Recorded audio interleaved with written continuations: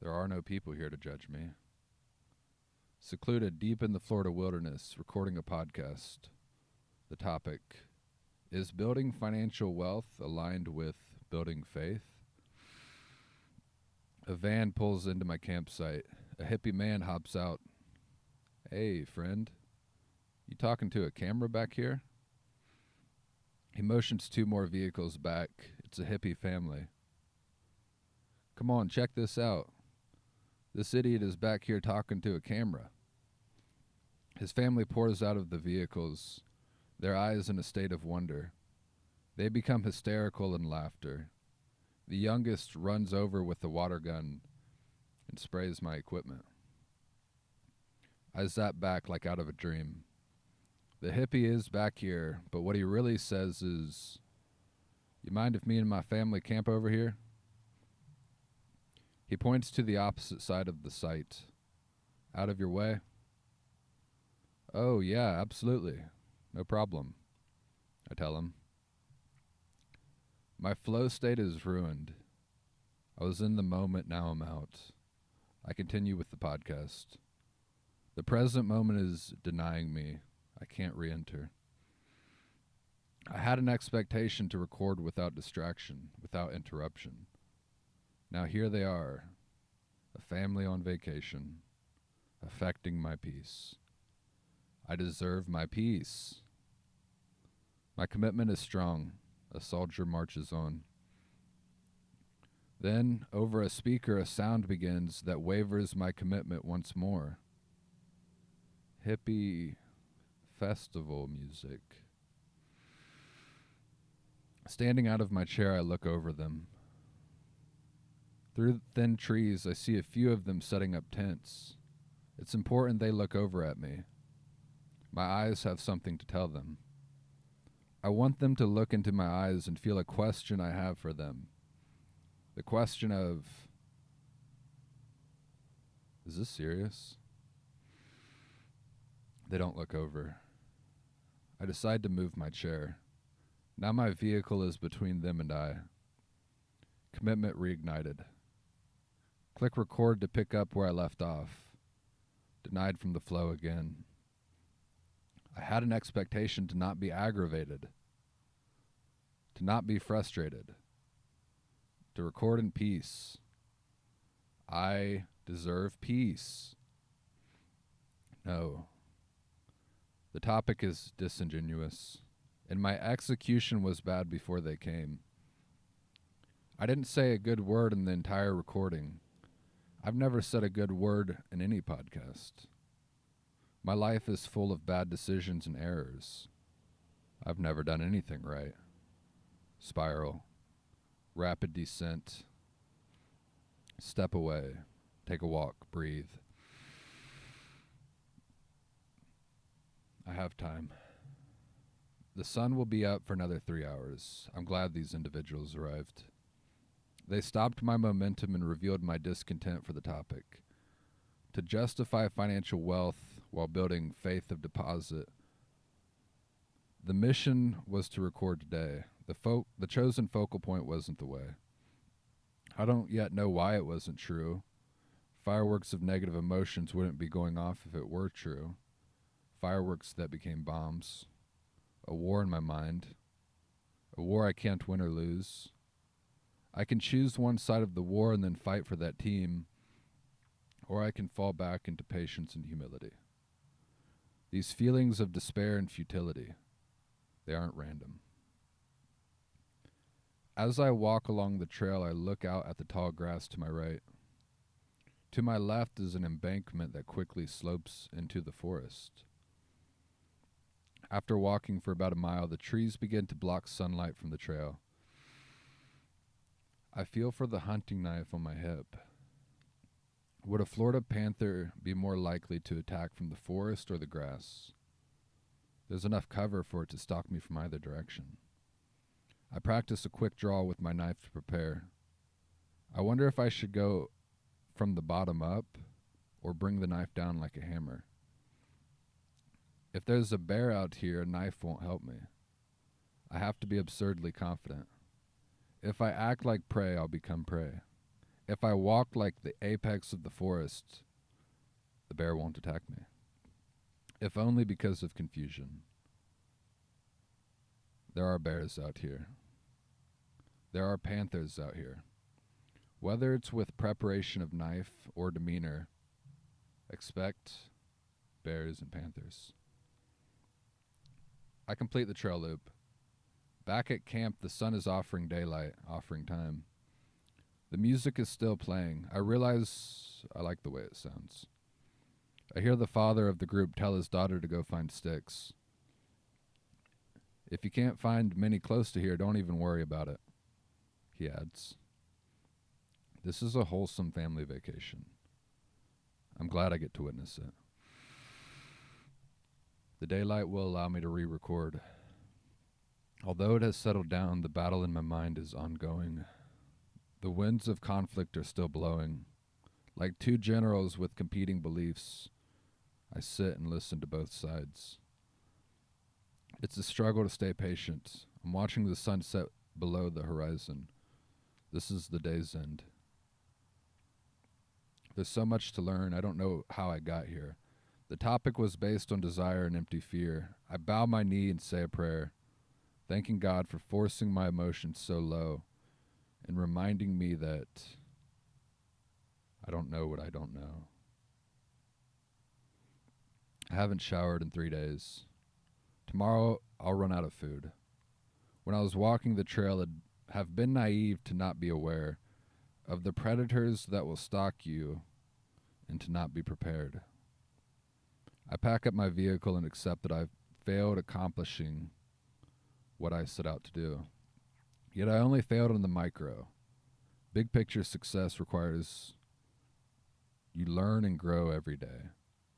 I've learned. My intentions and thus my attention is in the wrong place. I drive out of the campsite, waving bye to the strangers.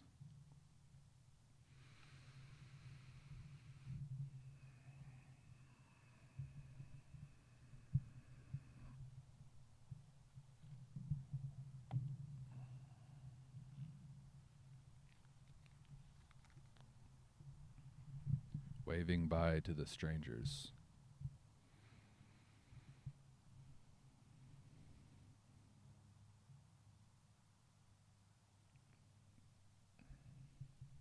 It's not a good place to be. It isn't a fun place to be, at least. Maybe it is a good place to be, but it's not a fun place to be. Setting out to do something and having your mind, body, and spirit out of alignment with what it is that you're trying to accomplish. And it's interesting that we use language. For example, if somebody is training another person with a workout, or a coach is training one of his athletes, that he uses the sort of language that is something like, you've got more to give, and don't hold out on me. Don't you hold out on me. And leave nothing. Leave nothing. We use language that alludes to what we would call giving effort, putting forth effort. But effort is a very interesting thing. Effort is, it doesn't really make sense. It's not evident, at least, what we mean when we say give effort. What is it that we are giving? When we give effort, when we put forth effort, what are we putting forth? And where is the effort coming from? And to where are we putting it? I was watching a movie. I've watched this movie maybe 20 times, Whiplash. And there's a scene in the movie that I always go back to, which is There is a instructor of this jazz ensemble at this school, highly reputable school. And this instructor plucks this individual, main character Neiman, protagonist, out of the lower level class and brings him into his class, which is the highest class. And they get to a point where they have 3 drummers who are all competing for the starting position, the lead position, the position that when they go to competitions, the drummer who is the lead will be the one that's actually performing with the rest of the ensemble. And the jazz instructor, one day he's fed up and he keeps rotating them in and out, and he's like, no, that's not my tempo. That's not my tempo. And he ends up kicking the rest of the musicians out of the class for the time being. And he has them keep rotating in and out while he's having them drum double time, which is really fast. So he's having these individuals drum really fast and keep this pace of drumming really fast, and something will happen where either he won't be satisfied with the tempo.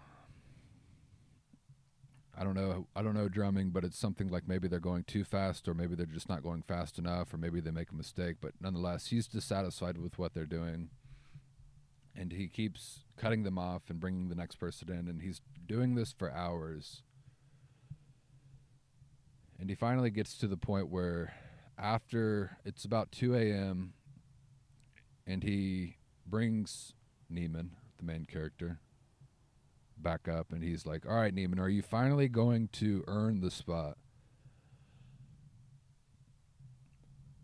And right away, Neiman starts drumming very quickly, very fast, double time. And he's maintaining the right tempo, and he keeps going. And the instructor starts pacing around him,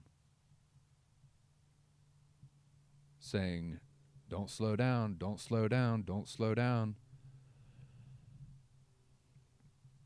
And then he brings a cowbell up to Neiman's head, starts banging the cowbell right by his ear, keeping the tempo, making him maintain that tempo, while also potentially distracting him. Neiman maintains the tempo. Then the instructor just throws the cowbell across the room, creating chaos. The instructor's still pacing around. Neiman's still drumming. His hands start to bleed, and there's blood pouring out onto the drum set. And then the instructor grabs one of the cymbals, I think that's what it's called, a cymbal, and just throws that across the room as well. And he's like, keep playing, keep playing. And then he picks one of the actual drums up, throws that across the room as well. Keep playing, keep playing. And Neiman maintains the tempo. He keeps playing. And finally, he cuts him off. He puts his hand like that, cuts him off. And he's like, congratulations, Nemo. Not Nemo. Neiman. Congratulations, Neiman. You finally earned the part.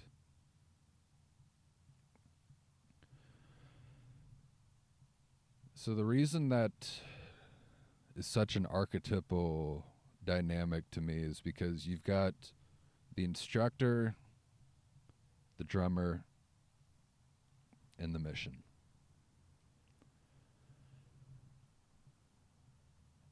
And it's clear what the drummer must do. He must maintain the right tempo. But he has to be bought into the mission. He has to push himself. He has to put forth maximum effort. He has to sacrifice and keep going even when his hands are bleeding. So you would call what Neiman is doing in that situation putting forth effort. So you've got three things: the instructor, the drummer, the mission. The agreement between them, the mission. And in this same way, when I'm out in the wilderness and I've got an aspiration, I went out there with a mission to record the podcast, but I start to become insecure when people are pulling their vehicles back there. And I had an expectation, which was the wrong expectation, of being in isolation, not being judged by other people, not having the confidence to stand on my business. And the reason why in that story I highlight the fact of walking through the trail, the wilderness, thinking about the predators that are out there is because at that moment I'm forced to acknowledge the fact that there are predators. Everything becomes very real. There really are predators out there. There's an embankment to my left, and there really are panthers out there. There really are bears out there. Whether or not I will encounter them, it's not a trail that people are walking all the time. Nobody's really walking on that trail. These were the first people that I'd seen out there, and in total, I ended up coming back out there, but I was out there for a week total. I didn't see anybody out there except these individuals. It isn't at all unlikely that there would be all sorts of animals, all sorts of potential predators. And so I'm walking that trail, and I'm forced to acknowledge the fact that, hey, there could be,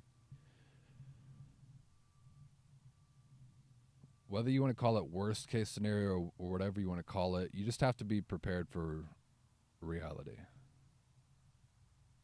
which are, you might encounter bears, you might encounter panthers, you might encounter things that want to devour you.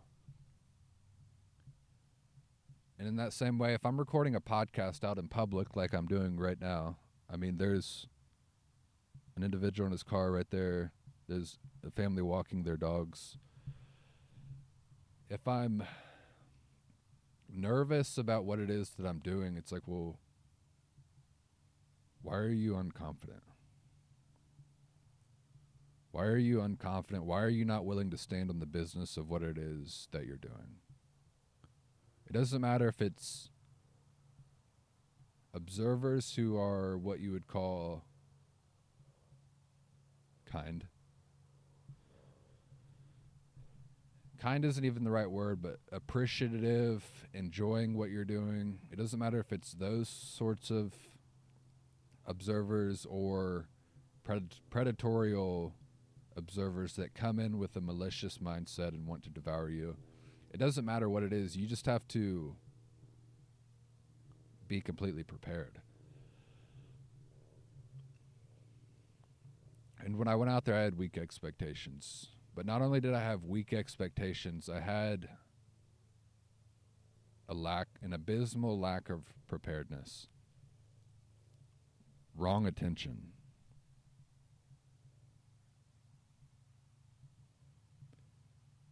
And in the same way that there's a trifecta sort of dynamic, a threefold dynamic with, in that movie Whiplash, with the instructor, the drummer, the unity between them, which is the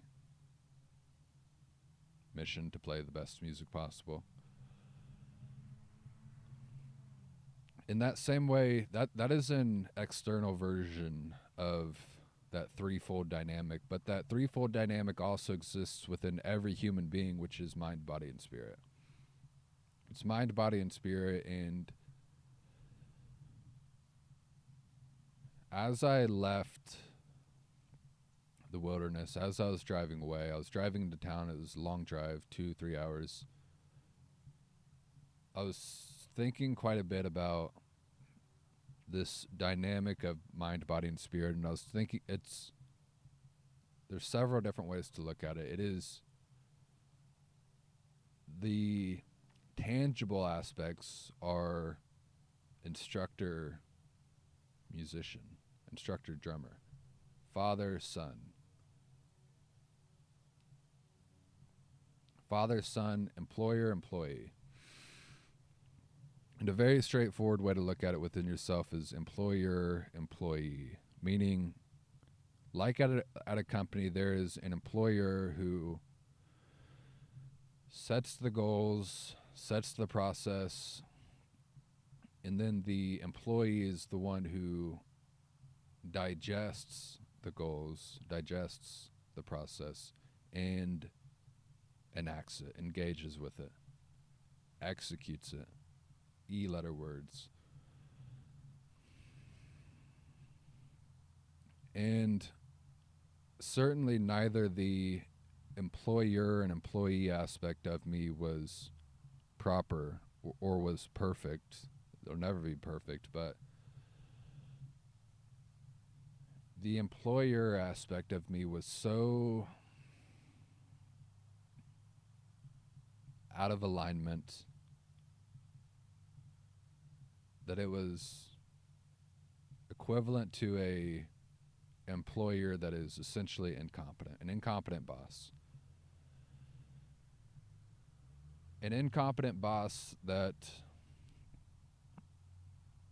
just throws out a task by the wayside, shooting from the hip. Hey, do this. Employee, do this.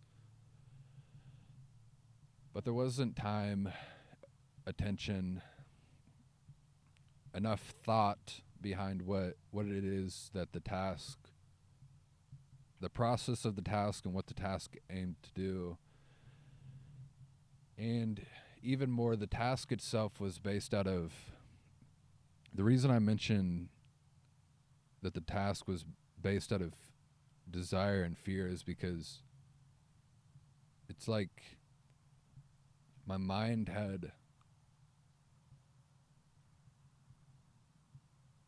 not gone into detail,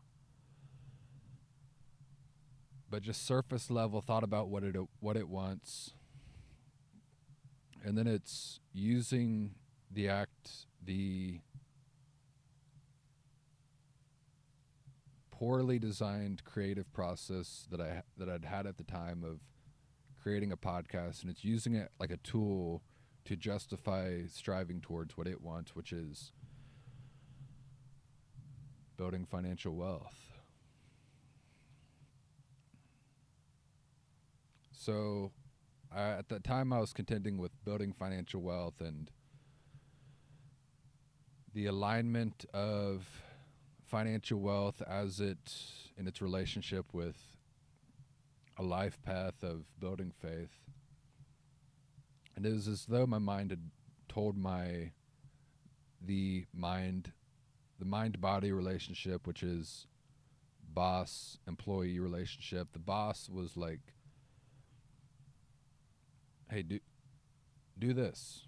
Write about this a little bit and then talk about it for 30 minutes. So the goal was unclear, but the employee aspect of me was committed to the task of creating a podcast. So it attempted to execute it regardless, to go through the act of execution. But as it came into action, I began to realize how out of alignment that focal point was with the higher ordered purpose, my life's vision. It was not at all in alignment. It was based out of selfish desire of the mind, of carnal pleasure. It would have been like if a boss showed up to work and he was like, all right, today we're going to clean my car. Yes, I need you to clean my car today. And the employee is like, all right, well, I respect the boss. But even if the employee respects the boss and goes through the act of executing the task because he's committed to the higher task, the macro task of doing a podcast, of working for the company, the mission statement of the company. He starts cleaning the car, and then he's like, what is this? What are we doing here? Why am I cleaning your car? What does this have to do with anything? And then the employee gets frustrated, and the employee's like, you're a bad boss. You're an incompetent bad boss. Rebellion. And the mind is like, effort, work harder. You're fired. So that's what was happening in my mind. And at the time, it wasn't, obviously my imagination's not conjuring up a man in a suit having that sort of discussion with a man wearing more innocent attire who is the employee. In the midst of the moment, in the midst of the negative emotional turmoil, it's just abstract emotions, and you don't even know what's going on. You're like, oh, why do I feel out of aligned, and I feel bad. I feel really bad. This is strange. So you have a decision in that moment. And the decision is to dwell on the emotions and identify with either the rigidity and the unearned entitlement of the boss who hadn't properly prepared and hadn't thought through the task of the day and hadn't properly aligned the task of the day with the life vision.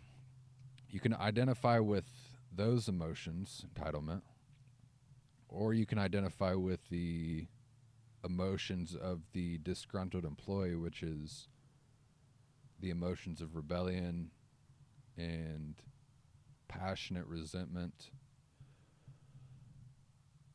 Or you can do the third option, which is just watch. Just sit back and observe both sides. Let the emotion work itself out. Observe the emotions happening. Don't identify with them. And as you observe the emotions that is like a war, bombs going off in your mind, enough time passes and both sides run out of bombs. They run out of the energy to put towards the emotion. You don't feed them more energy. Instead, by just actively watching, the war begins to dissolve and settle down. And as I was driving home, I started to realize exactly what I'm describing, which is I wasn't prepared. The goal was bad. The part of me that puts forth the effort, the work, it was doing what it could to put forth the effort, but in the midst of the work, it felt like it was effort, but going in a nonsensical direction. Effort going into a direction that is without any greater reason, any greater purpose.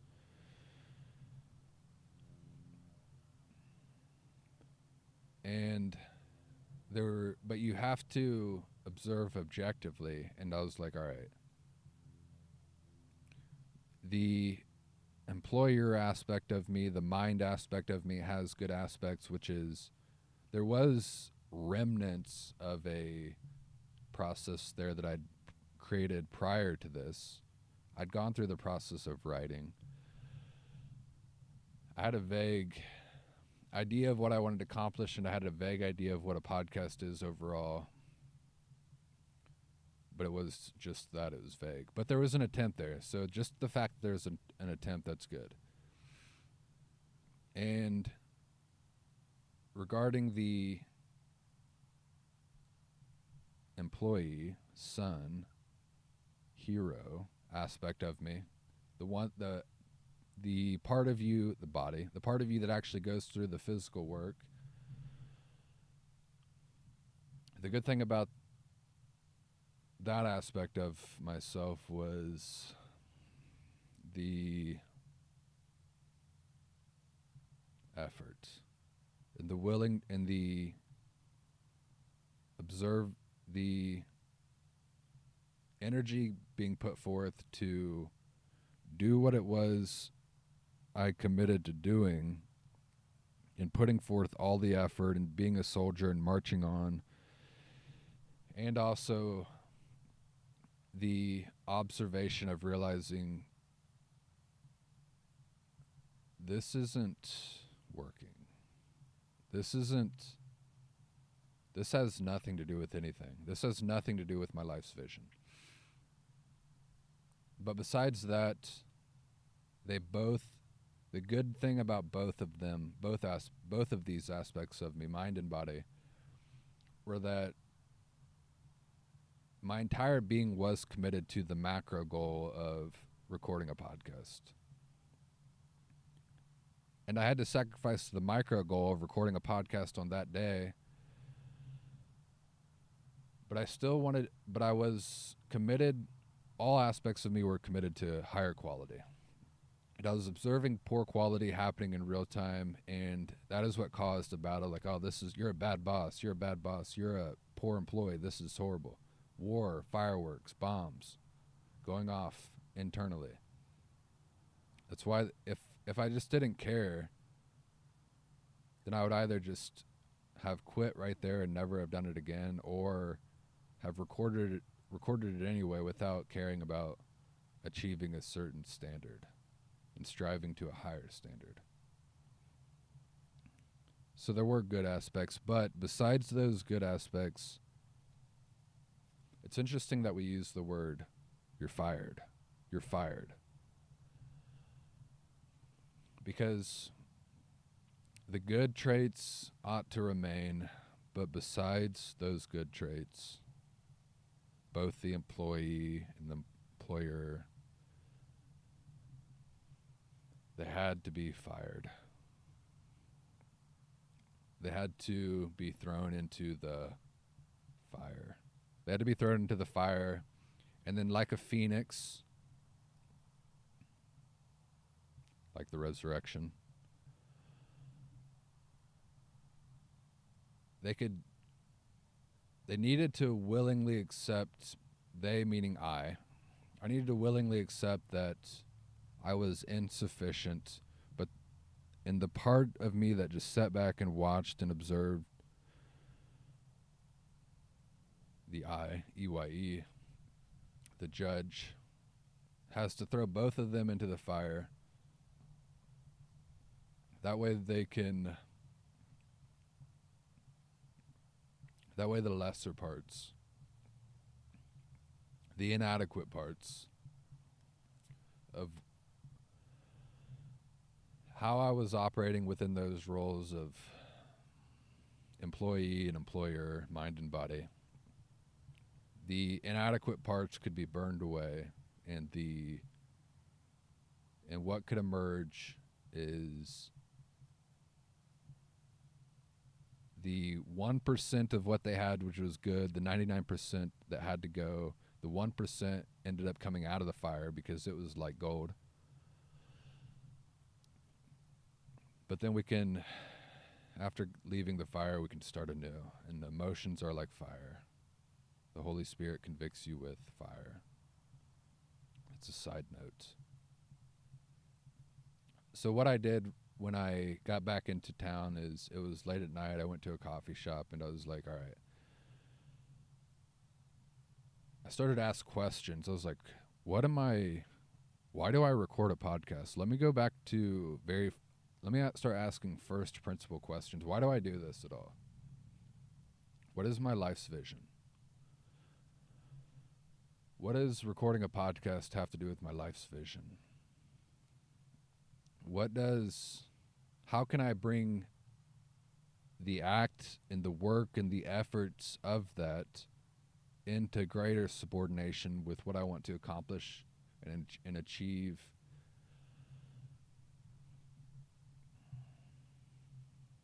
what I believe I should achieve within the motif of my entire life. And I was writing about it for hours, and I was going back to first principles, and I just kept asking questions. And I created processes around these things, and as I was creating the processes, that's like the employer working at that point.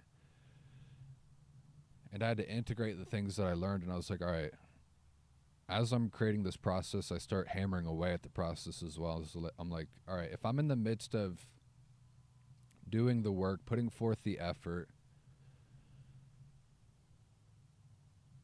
what about this creative process would seem trivial, arbitrary, needless work that is putting energy into whatever it is, writing, preparation, the act of recording? What about this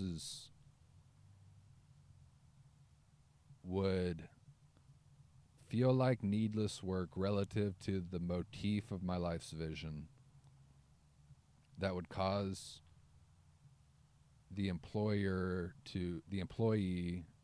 aspect of myself, the one that executes,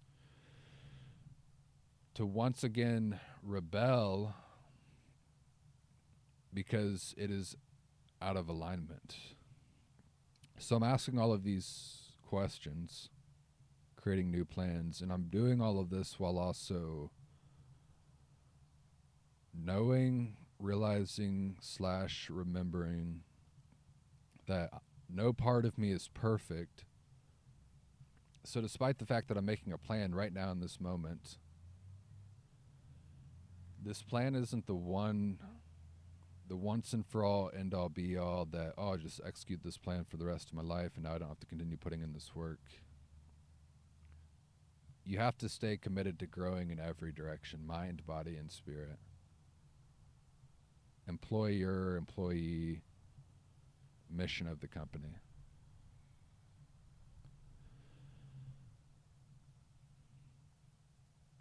You have to realize that you're imperfect right now, and so despite the fact that we're putting forth this effort to make a plan, the plan has no pathway of being perfect, has no pathway of being fully adequate, fully sufficient.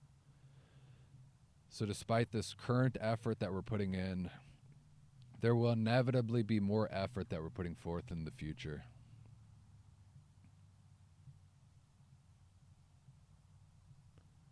That way, like the scene in the movie Whiplash where they're in the midst of, the drummer's in the midst of playing, and he's putting his whole soul behind playing, his mind, body, and spirit behind playing, because he trusts in what the instructor is leading him to do. He trusts and respects the instructor, and despite the fact that it's painful, and despite the fact that he doesn't know when the instructor is going to give him the you're good, the all right, stop playing, and his hands are bleeding and it's painful, and because he doesn't know when it's going to end, it seems like it could be essentially infinite, that he's going to commit to putting forth his entire being behind it because it's all in proper alignment. It's all in the proper alignment, and the instructor wants to create the best music possible. The drummer wants to be the best musician possible, create the best music possible. They're all in perfect alignment with that. And despite the chaos of whatever is going to happen in life, and a family of hippies pulling up and playing festival music, which again I love. That was to be in any way upset about that, the reason I mention it, it says more about me and the war within myself than it does. It says nothing about them. It says it's only a degradation of my own mindset at the time. But because of my unpreparedness, it was chaos, and like that potential chaos or any sort of chaos that could arise, the chaos of the instructor, the simulated chaos of banging the cowbell in his ear and throwing cymbals, the instructor can confidently say, keep playing, keep playing, keep playing. And because of that trust, love, respect that exists between them, the drummer can exist right on the precipice of infinity, because he is putting forth all of his effort. He is putting his entire being behind the mission. And that is an externalized version of what I believe every individual should do. Every individual should lead themselves. Every individual should put themselves in a position where they can put forth their entire being and keep playing, keep playing, keep playing.